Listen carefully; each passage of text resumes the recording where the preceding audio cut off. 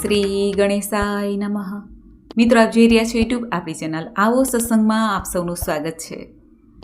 મિત્રો, અત્યારે દશામાનું વ્રત ચાલે છે, ત્યારે આપણે આ વિડીયોમાં સાંભળશું દશામાના વ્રતની કથા, દશામા વ્રતની વાર્તા. જો આપને આ વિડીયો પસંદ આવે તો લાઈક કરજો, શેર કરજો. આપ આ ચેનલ પહેલી વખત જોઈ રહ્યા છો તો સબસ્ક્રાઈબ કરી લેજો, જેથી આવનાર નવા વિડીયોની માહિતી આપ સુધી તુરંત પહોંચી શકે. ધન્યવાદ. યા દેવી સર્વભૂતેષુ માતૃરૂપેણ સંસ્થિતા નમસ્તસ્યે નમસ્તસ્યે નમસ્તસ્યે નમો નમઃ. બોલો મા દશામાની જય, મહામાયા જોગ માયાની જય. દશામાના વ્રતની કથા. બોલો મા દશામાની જય. સુવર્ણપુર નગરીમાં જગજીતસિંહ નામે ઘણા ગર્વિષ્ઠ રાજા રાજ કરતા હતા. તેના નગરની સમૃદ્ધિનો પાર ન હતો. આ રાજાની ગુણિયલ, સંસ્કારી, અતિ સુશીલ અને રૂપવતી રાણીનું નામ અનંગસેના હતું. રાણી ઘણા જ નમ્ર અને ધર્મિષ્ઠ હતા. ઘણીવાર રાજાને અહંકાર ન કરવા સમજાવતા, પણ રાજા કદી એની વાત સાંભળતા નહીં. અષાઢ મહિનાના દિવાસાનો દિવસ આવ્યો. તે દિવસે રાણી પોતાના ઝરૂખામાં બેઠા હતા. તેણે નદી કિનારે કેટલીક બહેનોને વ્રત કરતા જોઈ. ત્યારે રાણીને કુતૂહલ થયું. તે તુરંત પોતાની દાસીને આજ્ઞા આપે છે કે નદી કિનારે સોળે શણગાર સજીને ટોળે વળેલી બહેનો શું કરે છે તે જાણી લાવ. દાસી દોડતા દોડતા એ બહેનો પાસે ગઈ અને પૂછવા લાગી, હે બહેનો, તમે બધા શું કરો છો? ત્યારે એક બહેને જવાબ આપી કહ્યું, અમે દશામાનું વ્રત કરીએ છીએ. આ વ્રતની વિધિ એવી છે કે સૂતરના 10 તાર લઈને 10 ગાંઠો વાળવી, ગાંઠે ગાંઠે કંકુનો ચાંદલો કરવો. ત્યારબાદ બહેનોએ વ્રત ક્યારે કરવું, કેવી રીતે કરવું તે સર્વે જણાવ્યું. દાસીએ મહેલમાં આવીને રાણીને બધી વાત કરી. ધાર્મિક સ્વભાવની રાણીને પણ આ વ્રત કરવાની ઈચ્છા થઈ. તેણે મનથી વ્રત કરવાનું નક્કી કરી લીધું. તેણે આ વાત રાજાને જણાવી તો અહંકારી રાજાએ ના પાડી દીધી અને કહ્યું, આ વ્રત તો ગરીબ ગુરબા માટે છે. તારે તો ઘણી સાહેબી છે, ધન દોલત, નોકર ચાકર, બાગ બગીચા, રાજ પાટ બધું છે, માટે આ વ્રત કરવાનું તું છોડી દે. રાજાના અભિમાન ભર્યા વચન સાંભળીને રાણીનું દિલ દુભાયું. રાણી જાણતા હતા કે ગમે તેવી સમજાવટ છતાં અભિમાની રાજા એકના બે થવાના નથી.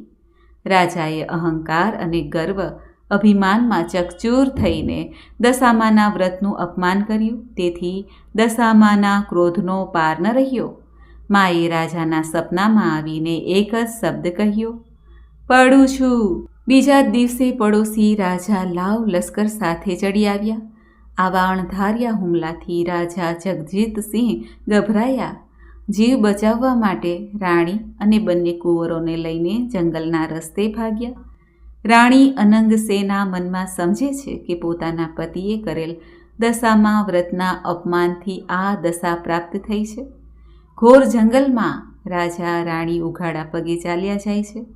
પગમાં કાંટા કાંકરા પણ વાગે છે અને કુંવર પણ તરસ્યા થયા છે. એટલામાં એક વાવ આવી.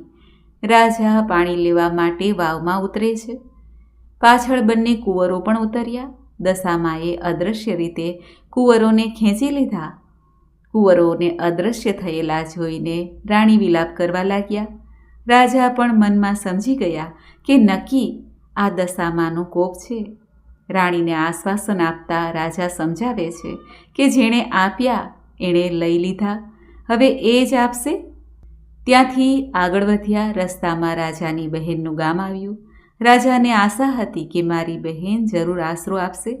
એણે પાદરેથી પોતાની બહેનને સંદેશો મોકલ્યો કે તેનો ભાઈ આવ્યો છે અને પાદરે મુકામ કર્યો છે. બહેનને સંદેશો મળતા જ થયું કે જરૂર મારા ભાઈને કોઈ દુઃખ આવી પડ્યું છે, નહીંતર હાથી, ઘોડા, રથ વગર તેઓ ક્યારેય ન આવે. આમ વિચારીને બહેને સુખડી બનાવી સોનાની ગાગરમાં મૂકી અને સાથે સોનાનું સાંકડું પણ મૂક્યું. પોતાના ભાઈને મોકલાવ્યું. ભાઈને સોનાની ગાગર મળી, પણ તે પિત્તળની બની ગઈ. સુખડી ઈંટના કટકા જેવી થઈ ગઈ. સોનાના સાંકડાનો સાપ થઈ ગયો. આ જોઈને રાજા વિચારમાં પડી ગયા. તેને થયું કે મારી સગી બહેન મને મારી નાખવા માટે આવું ન કરે. નક્કી આ દશામાના કોપને કારણે છે. આવો વિચાર કરીને રાજાએ ગાગર ત્યાં ભોંયમાં દાટી દીધી. રાણીને લઈને તેઓ આગળ ચાલવા લાગ્યા. આગળ જતા રસ્તામાં એક મોટી નદી આવી. નદીના કાંઠે ચીભડાના વાડા હતા. રાણીએ ખેડૂતને 2 હાથ જોડીને કહ્યું, ભાઈ, અમને ખૂબ જ ભૂખ લાગી છે. દયા કરીને એક ચીભડું ખાવા આપો. ખેડૂતને દયા આવી. તેણે ચીભડું તોડીને રાણીને આપ્યું. રાજા રાણીને નિયમ હતું કે સૂર્યનારાયણ અસ્ત થાય પછી ખાવું નહીં. તેથી રાણીએ ચીભડું પોતાના સાડલામાં સંતાડી દીધું અને સૂઈ ગયા. પૂર્વે બન્યું એવું કે ગામના રાજાનો કુંવર 2 દિવસ પહેલાં રીસાઈને ભાગી ગયો. સિપાઈઓ કુંવરની શોધમાં નીકળ્યા હતા.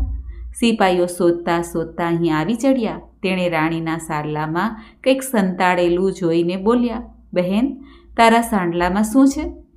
ત્યારે રાણી બોલ્યા, ભાઈ, આ તો ચીભડું છે. સૈનિકોએ તેને બહાર કાઢીને બતાવવા કહ્યું. રાણીએ તો સાંડલામાંથી ચીભડું બહાર કાઢ્યું, પણ દશામાના કોપને કારણે ચીભડું કુંવરનું માથું બની ગયું. આથી રાજાના સિપાઈઓ ખૂબ જ ગુસ્સે થઈ ગયા અને બોલ્યા, તમે રાજાના કુંવરને મારી નાખ્યો છે. આમ બોલીને તેમણે દોરડાથી બાંધીને રાજા સમક્ષ લઈ જવામાં આવ્યા અને કુંવરની હત્યા કરવા બદલ જગજીતસિંહને કાળ કોટડીનો હુકમ આપી દેવામાં આવ્યો. બંદીખાનામાં રાજાએ તેને પૂર્યા. ત્યારે જગજીતસિંહ વગર વાકે કેદ થયા. તેથી રાણી અનંગસેના પર દુઃખના પહાડ તૂટી પડ્યા. રોજ જંગલમાં જઈને લાકડાનો ભારો લાવે. તેનાથી 2 પૈસા મળે. તે પેટનો ખાડો પૂરે. આમ દિવસો પસાર થવા લાગ્યા. એવામાં 18 મહિનો આવ્યો. દિવાસાનો દિવસ આવ્યો. રાણીએ દશામાનું વ્રત લીધું.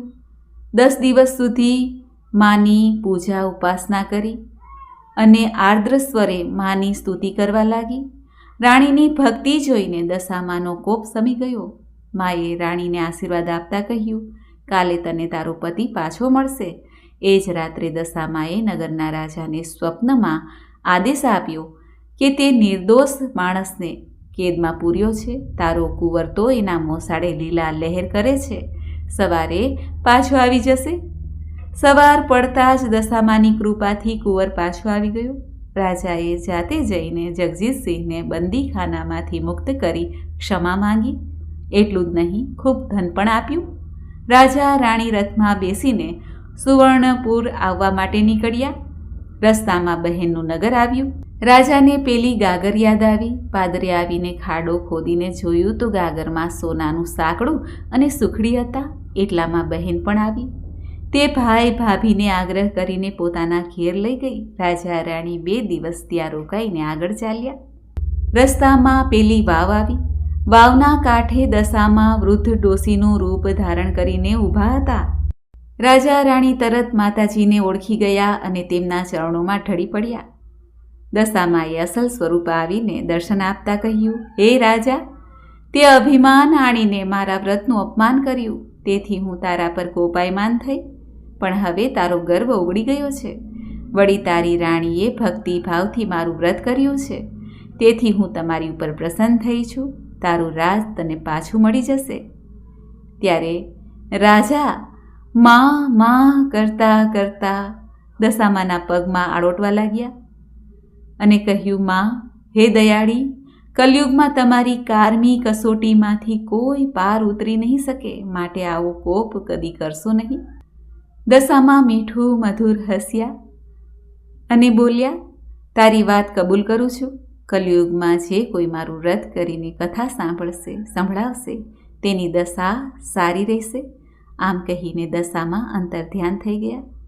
રાજા રાણી બંને કુંવરોને લઈને પોતાના રાજ્યમાં આવ્યા. જગજીતસિંહના સેનાપતિએ પડોશી રાજાને હરાવીને રાજ્ય પાછું મેળવ્યું હતું. રાજા રાણી તો આનંદપૂર્વક રાજ્યમાં આવીને દિવસો પસાર કરવા લાગ્યા અને મા દશામાનું વ્રત આરંભ કર્યું. વ્રત કર્યા બાદ સુખેથી ઉજવણું કર્યું. હે દશામા, જેવા તમે આ રાજા રાણીને ફળ્યા તેવું તમારું વ્રત કરનાર, કથા કહેનાર, કથા સાંભળનાર સૌને ફળજો.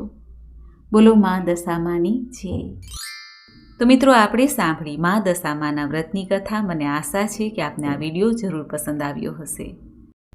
આજના દિવસે માને પ્રાર્થના કરીએ કે હે માં, અમારી દશા સુધારજે, તારા ભક્તોની લાજ રાખજે, માતા રાની સદૈવ પ્રસન્ન રહેજે, અમારા બાળ ગોપાળની રક્ષા કરજે, જીવન મૃત્યુ સફળ કરજે. હે મા દશામાં, તારી મહેર હંમેશા રહે. સર્વમંગલ માંગલ્યે શિવે સર્વાર્થ સાધિકે, શરણ્યે ત્રંબકે ગૌરી, નારાયણી નમસ્તુતે, નારાયણી નમસ્તુતે. બોલો માં દશામાની જય. મિત્રો, મને સાંભળવા માટે ધન્યવાદ. આપ સૌને મારા જય શ્રી કૃષ્ણ.